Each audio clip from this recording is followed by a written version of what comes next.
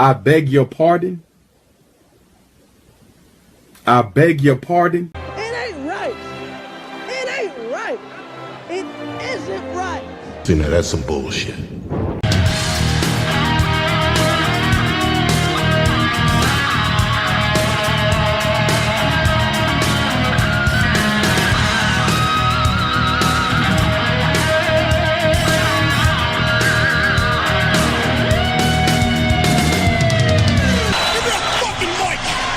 What is going on? Welcome to No Chill Promos. How y'all doing? Hope having a blessed Wednesday for watching this. Before I get started on today's video for NXT, just got to do a quick shout out to all subscribers to the channel and to the followers on Rumble at 355 here on the channel. Thank you so much. My Oscar video is quickly becoming one of the most liked videos here on the channel. I truly appreciate it. Thank you. I've also seen some dislikes, some hate, alright, from the incels leaving retarded comments. To be expected, and I know there's some individuals that were triggered by my words, even though I was just trying to give some friendly advice. That's all. I see some hate on my Raw review, like, fuck you hating for it. Like that show on Charlotte? Fuck Charlotte and fuck Cody Rhodes because they both absolutely suck. But I digress. Let's get started with this review. And how do we start off NXT this week? The same shit they've been doing here recently is showing random wrestlers walking into the building that we're gonna see on the show. We see Roxanne, and oh boy, oh my, oh dear. I just when I thought her push was going to be over, I was sorely mistaken as she lasted over an hour and 7 minutes. She was the last person. It was down to her and Charlotte Flair. I mean, she was one woman away from winning the Royal Rumble. You gotta be fucking kidding me. I don't get it. I swear, I'm not even kidding when I say this. I don't get it. Like her, people like her, Charlotte, the American cuck Cody Rhodes, the young cucks in AEW, I don't get it, and I never will. Next we see the reigning, defending, undisputed NXT Women's World Champion, the beautiful madness, yeah, Julia. And then we see Triple B, Big Booty Bailey, as Vic Joseph referred to her as an NBA All-Star, apparently. Why he said that, I don't fucking know. And next we see A-Town Down Under. Then we see the reigning, defending, undisputed NXT World Champion, the Rula, Oba Femi. And then we see Mr. Whoop That Trick, Trick Williams. And that leads us to the first match, and that's JC Jane from Fatal Influence. And I have to say this, Fallon Henley tonight has proven that she is the sexiest out of that group because she looked tremendous here tonight. And she's going up against Bonito Applebum, the Chilean dime piece, the sexy goat demon that is Stephanie Vanquier. Y'all chant, Stephanie, Stephanie, Stephanie. And then you look at Stephanie, and then you're going to tell me that Roxanne Perez outlasted Stephanie Vanquier in the Rumble. It eludes my comprehension as I'm being told, and I've seen the footage here at NXT, that the final two were the two women that I hate the most in the WWE, Roxanne, and Charlotte Flair. Well, if I had to pick one, I'm going with Charlotte. Alright, fuck it. You got me fucked up, I'm picking Roxanne Perez to main event WrestleMania. You gotta be out of your fucking mind. But I'll drop it for now. I'll like to talk about Roxanne Perez later on anyway, so fuck it. But getting back to the match, I enjoyed it. It was predictable. Did anybody expect JC Jane to go over on Stephanie Vanquier here tonight? Nah. Why is that? Because JC Jane here in NXT is a jobber. And I like JC, I do, but I keep it 100 on this channel. Say how it is and how it needs to be said. Understand? It is what it is. Fast forward to the finish. Stephanie hits a nasty headbutt, a Naruto-esque headbutt to Jasmine Nix, aka Griffith, knocks her ass out, gets a thrust kick to JC, then hits the SVD, that's what that shit's called, the package backbreaker to JC, 1, 2, 3, Stephanie goes over. So at Vengeance Day, there's going to be Stephanie Vankier versus Fallon Henley for the Women's North American Championship.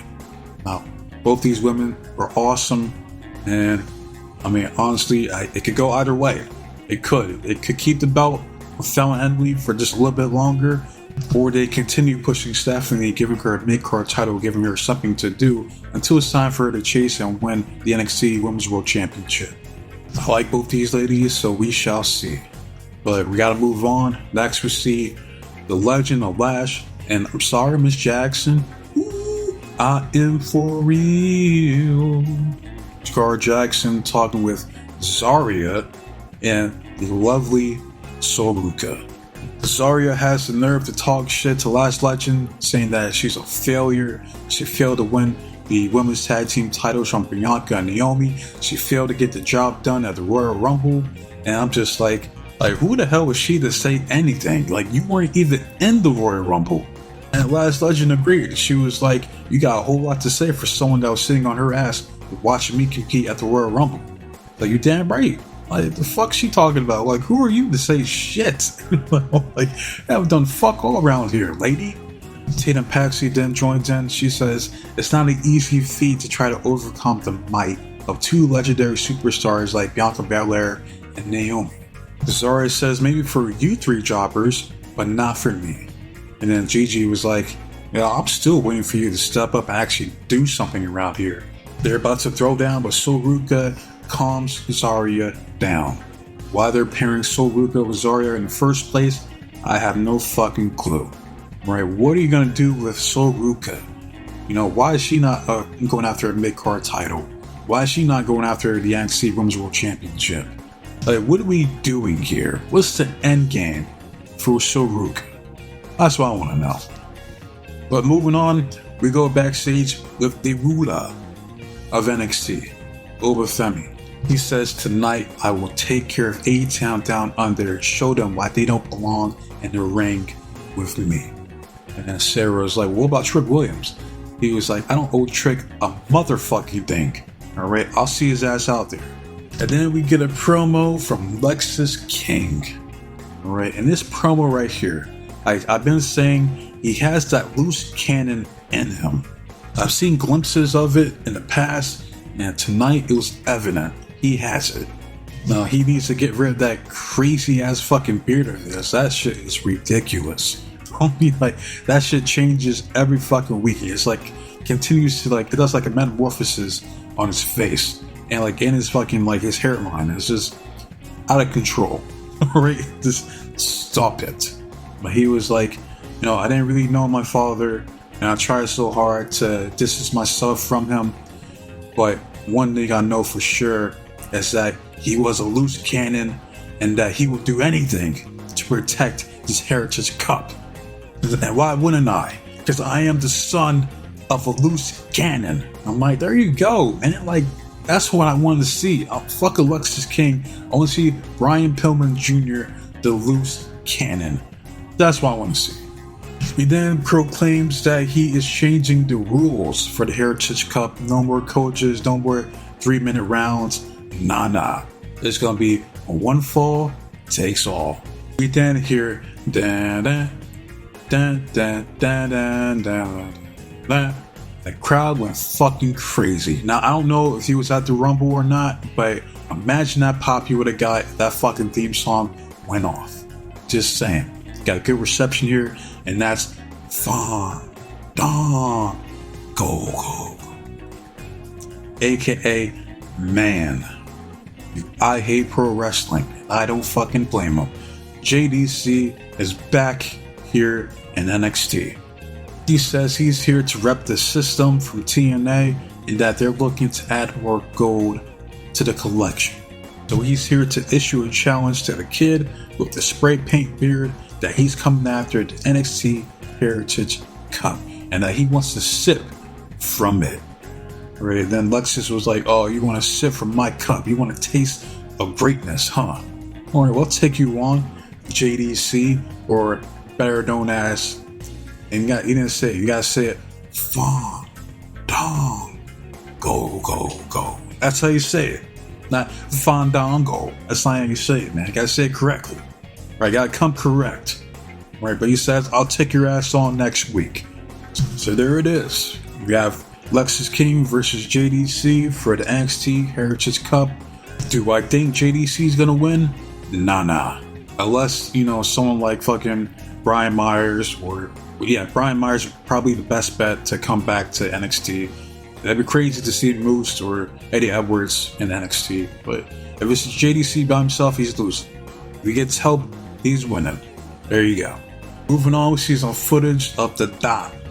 Tony D'Angelo doing his cameo appearance on some show called Wild Cards. Am I gonna watch it? No.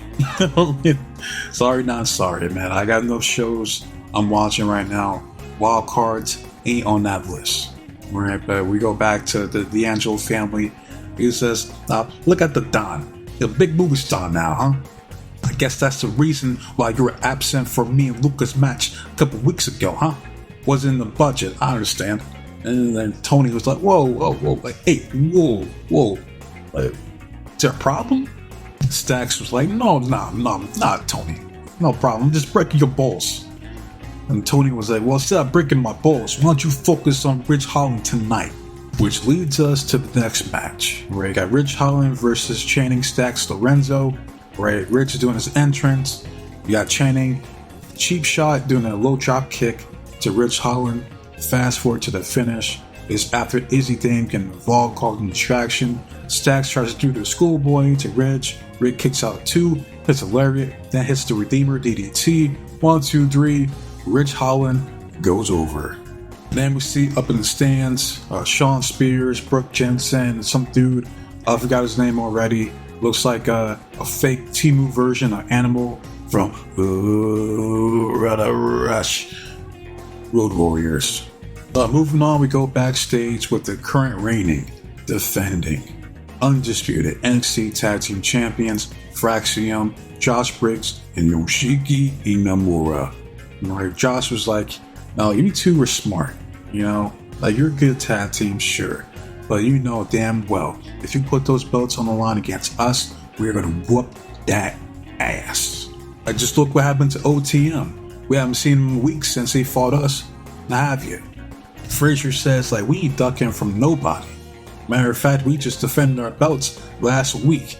And right now, we're busy dealing with the Nemeth brothers and TNA. But I'll tell you what, why don't you guys, go find yourselves a tag team to beat and prove to us why you even deserve a shot at us in the first fucking place. We're out of here. Let's go, amigo. That's all that happened here. So we move on.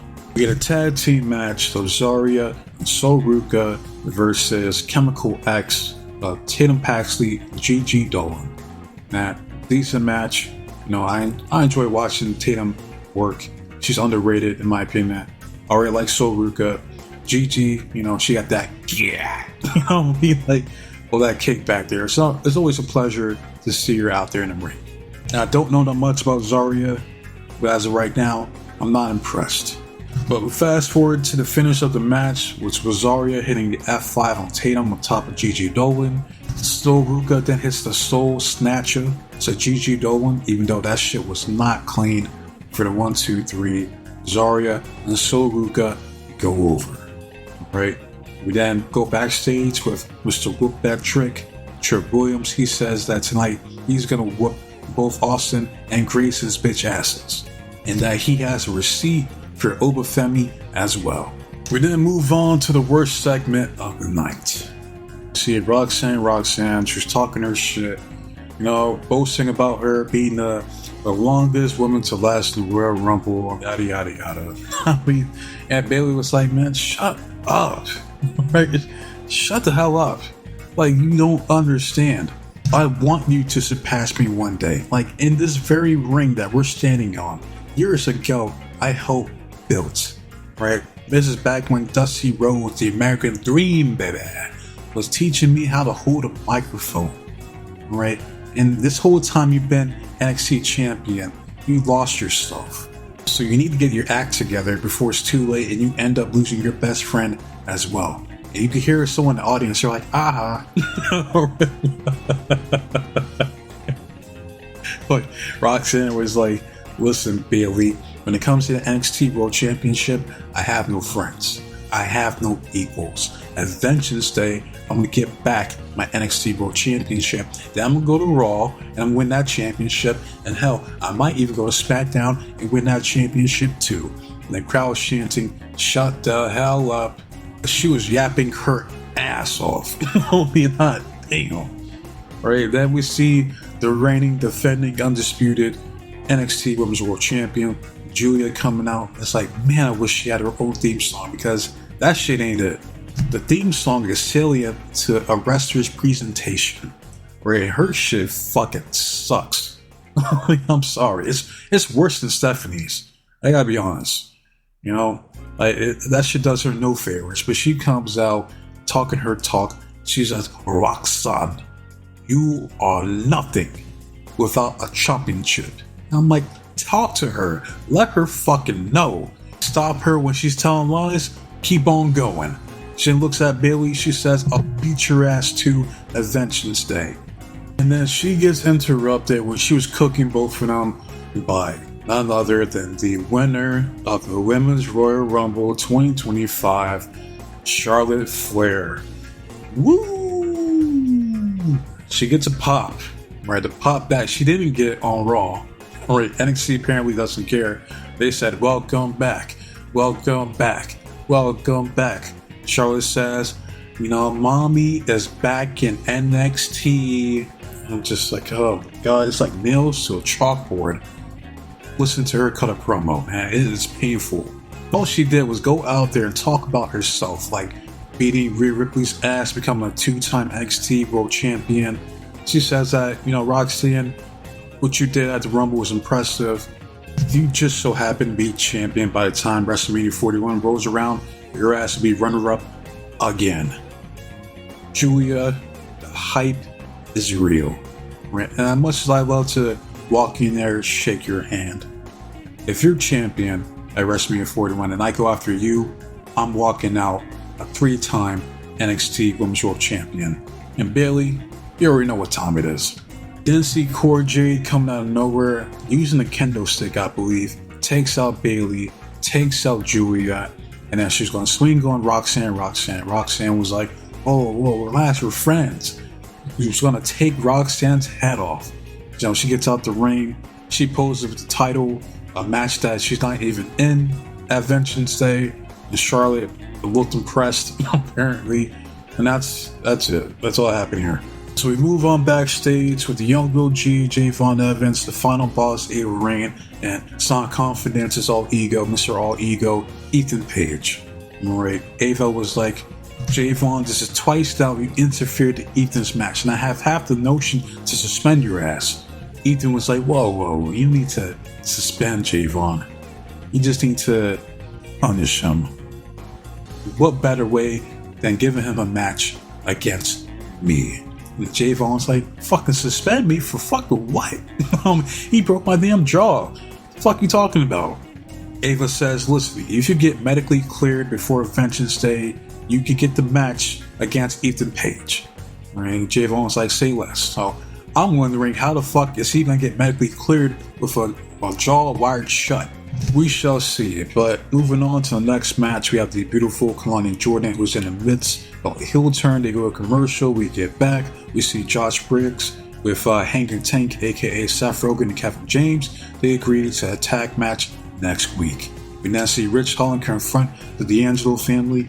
He was like, you know, if I get a one-on-one shot for that title, I will walk out the new North American champion. And D'Angelo was like, listen, pal, all right, I ain't afraid of you, all right, anytime, anywhere. Stax was like, you want to go one more round? I'm like, bro, you just got your ass kicked earlier. What are you talking about? Sit your ass down. Izzy says, why don't you two settle it in a steel cage match? Tony says, I don't need the family to take you out. Vengeance Day, steel cage match, you got it. And we see over yonder, we see Sean Spears, Brooke Jensen, and the fake animal lurking in the shadows. And we get back to the match. We see Carmen, Kill Bill Petrovic getting the jobber entrance, so best believe she's losing. But I will say this was the match of the night. And that's because of Kalani Jordan. Like, she was excellent here tonight. Right? You can make the argument that she's one of the best workers in the WWE right now. Fast forward, we see Miss Parker. Alright. That's a fine ass woman right there. She comes up through commentary, calls Vic Joseph a snitch. Booker T then calls him Snitch Joseph, which is hilarious. And Booker T, man, from him being like, during Stephanie's move, which does like the repeated like head slams with her thighs and shit like that, to gassing up and glazing the fuck out of Roxanne, or making fun of her roasting Vic Joseph. Booker T is entertaining me. It was naturally, right, hilarious. We fast forward to the finish of the match, which was Kalani Jordan hitting like a twisting ankle slam into not one, but two split-legged moonsaults. And then she taps her out with a cross-faced chicken wing for submission, trying to put this woman to sleep. And then we see Jada Parker laughing her ass off. But Kalani wasn't done yet, so she locks in the cross-faced chicken wing again, trying to put this woman to sleep. Right? She was not fucking around here tonight. The referee felt bad for the onslaught, the brutal display of violence towards Carmen, so he reversed the decision for some random reason. I don't fucking know why. So the winner is Carmen, the Snow Bunny Petrovic. Moving on, we see the Dark Angel. Stephanie Van Kier cutting promo, talking her shit. We see lowlights, her fine ass, walking behind her, like in her presence be known. Behind her, well, upon Stephanie, it was the Callie Armstrong, is that her name? And Kendall Gray. I think that's her names. Right. And all Stephanie said was that she's going to take Fallon Henley to hell. So again, another hell reference. Everybody's going to hell these days. These fucking companies. We move on backstage for A-Town Down Under. Grayson Waller says that at Vengeance Day, he will be the new NXT World Champion. Austin Theory is like, "What? Hey, what you say?" It's like, "Oh, that's what you mean?" Oh, well, if we're gonna be honest, I'm walking out the next NXT World Champion. And Grayson was like, "Oh, whoa, wait, hey, listen, A-Town Down Under will be the next NXT World Champion, all right?" Right? And Austin was like, "Yeah, we got a tag team match tonight." Right? So we get A-Town Down Under, they do their entrance and all that shit. We then get whoop that trick, whoop that trick, yeah, whoop that trick, whoop that trick, I like it. Oh yeah, man. Trick Williams doing his entrance, and before he can even finish, we then see the reigning, defending, undisputed NXT World Heavyweight Champion, that is the ruler, Obafemi. And I'm not gonna lie, this was fire because they were doing like the whoop that trick, ooh, whoop that trick, ooh, whoop that trick, ooh. I see people, they're like, "Yo, that shit fits Oba better than it does Trick." And I agree, it does, I'm not gonna lie. If this was a solid main event, alright, if this was your match of the night, I understand because the crowd was into it. Right, they were teasing dissension between A-Town Down Under. They were telling the can they coexist story between Oba and Trick. We fast forward to the finish. Austin Theory takes out Obafemi with a Hurricane Rana to the outside. We then see Eddie Thorpe whipping Trick Williams. And don't worry, I'll get on Eddie here in a bit. But it causes a distraction for Grayson Waller to hit his finisher, which used to be the rolling stunner, but now he turned it into a rolling STO for some reason. I don't know why. But 1, 2, 3, A-Town Down Under is the win. A-Town Down Under, get out of Dodge. Where we see Eddie Thorpe, he's trying to buck up to Obafemi. Oba was like, "Fuck this shit, I don't give a shit about Trick. I don't owe him like motherfucking thing, I'm out of here." So then we see Eddie Thorpe proceed to whip. He didn't whoop, he whipped Trick several times with that leather strap of his. And let me just say, watching a Native American whip a black man on Black History Month is nasty work. Happy Black History Month here in WWE and NXT, and who's responsible with the 3 names right here: Triple H, the Heartbreak Kid, Shawn Michaels, and Lee Fitting. These three Caucasians thought it was a good idea to end the show this way. And that's it. That's it for NXT this week. Like if you like, hate if you hate. It's all the same to me. I just want to see the engagement and the feedback from you guys.